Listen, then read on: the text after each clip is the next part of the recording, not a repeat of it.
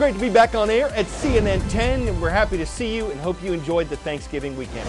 I'm Carl Azuz. Our first Down the Middle report today focuses on a new study by the U.S. government concerning the issue of climate change. A federal climate assessment has been required by Congress since 1990. The latest one came out Friday. It reportedly involved 13 government agencies, the help of 1,000 people, 300 of them being scientists from inside and outside the government, and it included a number of warnings about what could happen as a result of climate change.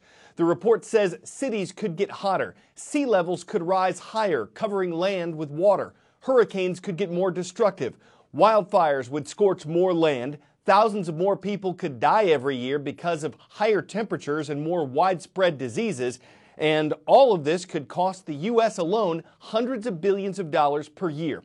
A scientist with the National Oceanic and Atmospheric Administration says that increasing temperatures worldwide, quote, can only be explained by human activities. Many scientists blame fossil fuel emissions for contributing to warmer temperatures. That's a controversial part of the issue of climate change because not everyone agrees with it.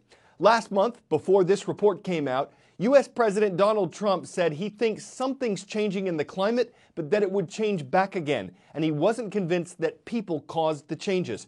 And the Heartland Institute, a nonprofit American think tank that supports skepticism about the human impact on climate change, suggests the new government report is similar to its previous reports, except that this one is more exaggerated and less scientific. The government's climate assessment comes out every 4 years. It doesn't give specific recommendations on how to deal with the issue. 10-second trivia. The Black Friday gold scandal of 1869 occurred during the administration of what president? Andrew Johnson, Ulysses S. Grant, Rutherford B. Hayes, or Grover Cleveland? It was in the fall of 1869, under the presidency of Ulysses S. Grant, that Black Friday took place. Black Friday. Sounds kind of scary. And it was. Black Friday first referred to the collapse of the U.S. gold market in 1869.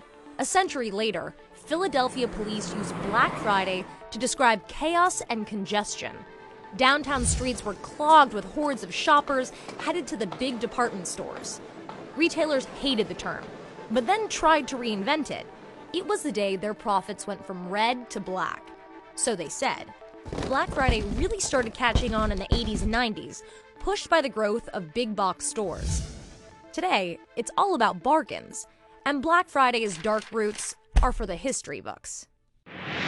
So today, Black Friday traditionally refers to America's busiest shopping day of the year, and retail analysts believe this year's holiday shopping season, which runs from November 1st through Christmas Eve, could set records. Some reasons: the U.S. economy is doing well. Unemployment is very low. There have been some increases in Americans' average income. And all that likely factors into a projection from the financial services company MasterCard. It estimates that Americans spent $23 billion on Black Friday alone. That's more than $70 for every person in the country.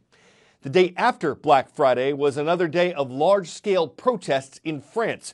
It started last month as a campaign against rising gas prices. That was one of the effects of the increase in crude oil prices seen in October. And many French are also upset about tax increases on diesel and gas. That discontent grew to be in opposition to the government and policies of French President Emmanuel Macron. A protest organizer blames a small group of the extreme left and the extreme right for the reason why some protests turned violent. Not exactly the kind of scene you'd expect along the Champs-Élysées the day after Black Friday. In fact, nobody is here this evening on a Saturday night, basically because the police have cleared everybody out. It's after a day of some very heavy demonstrations here, some very violent protests that began a week ago. These were the protests brought on, called the Yellow Jackets. These are our yellow vests. These are the vests that all motorists are required to have in their cars for safety reasons. And it's very simple for people to join this movement just by going to their car and getting out their yellow vest. And so numbers of people have. According to the Interior Minister, there were about 106,000 protesters today. That compares to about 250,000 or 80,000 last week.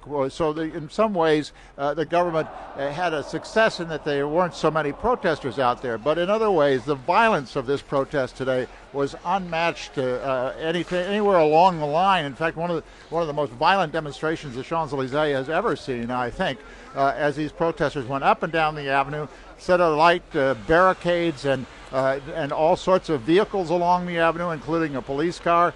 There were, in fact, about 130 people arrested across France and about 42 people arrested here in Paris. So a violent day here in Paris. It seems to be over for now, but in fact we'll have to see how well it plays with the demonstrators going forward.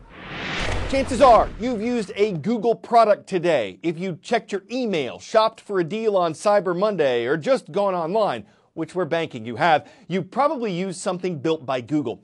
But a big question being asked is whether the company has grown to become a monopoly, a business with so much control that it dominates a market. Is Google a monopoly? Let's talk about why some people think that it is. And when you talk about monopolies, the first thing you want to do is define what the market is. Let's take its ad business. Google currently controls 37% of all digital ad sales in the US, and that's almost double the next biggest company, which is Facebook. That is a huge number for what is the single highest growing sector in all of advertising. So if you look at the market of online ad revenue, Google is dominant. But if you ask Google, it'll tell you that no, the market isn't digital ad revenue. It's actually all ads. It's TV, it's print, it's billboards. So Google controls 37% of the digital ad market in the US. But if you expand it out to include the broader market of all ads in the US, it's only about 14%. But that's still more than the entire print industry. And every year, digital ads are taking a larger and larger slice of the overall pie. We're not comparing Google to single companies here. We're comparing it to entire industries. That's how big Google is. And that size is exactly what antitrust critics are pointing to when they say that Google is too big. They also say that Google highlights its own products in its search results over that of other companies.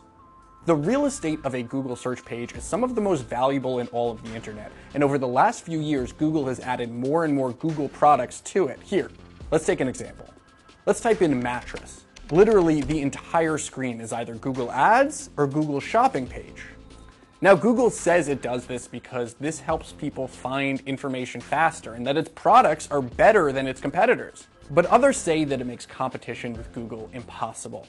And those Google products that Google happens to highlight, they also happen to make Google billions of dollars in revenue, helping users, but also helping Google. You can see that same dynamic play out with Chrome, because Chrome is by far the biggest browser. Safari, Internet Explorer, Firefox, all combined make up about 20% of the browser market.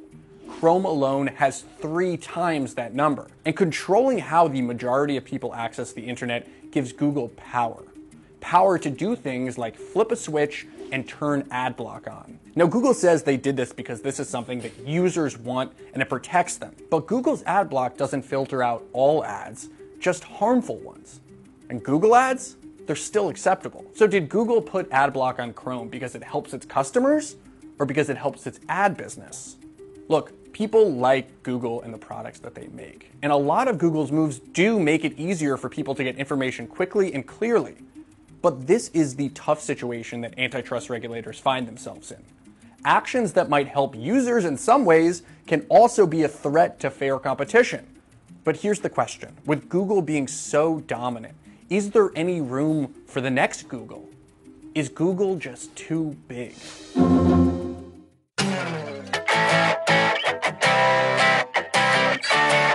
An award-winning designer has envisioned a sort of self-driving hotel room. After undocking from a larger hotel that has a pool and a gym, your own mobile unit with a workspace, a mattress, sitting shower, and tiny kitchen would then be able to get you where you're going while you stayed put. But all this could be decades away. Fully self-driving cars aren't expected to be ready until 2021, and roads won't be ready for them for at least 10 years. So only time will tell if the rules of the road will make room on the road for a room on the road. If this is the best Western way to travel, if folks will want to travel while spending days in a hotel room, guess it depends on whether the Mobile suggests a deal on wheels or leaves little room in the budget for staying anywhere else. I'm Carl Lazouse for CNN 10.